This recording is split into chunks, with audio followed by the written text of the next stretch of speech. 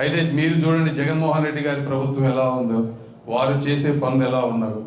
కాబట్టి ఈ విధంగా ఇన్ని చేస్తూ ఉన్నా కూడా ఇప్పుడు కొత్తగా మళ్ళీ భూ చట్టం తీసుకొచ్చారు. ఈ భూ చట్టం అనేది మరి దీనివల్ల ఎవరికి ఉపయోగమో నాకైతే అర్థం కావటం లేదు. ఎక్కడా లేదు ఇలాంటి చట్టం. ఇన్నాళ్ళు ఏ రోజు ల్యాండ్ ఎక్విజిషన్ చేయాలంటే అంత పెద్ద ప్రాబ్లం అయిన పరిస్థితులు ఎక్కడా లేవు. మరి అమెరికాలో కొన్ని వేల ఎకరాలు ఎక్వైర్ చేస్తున్నారు, అక్కడెక్కడా ఇటువంటి పరిస్థితి లేదు.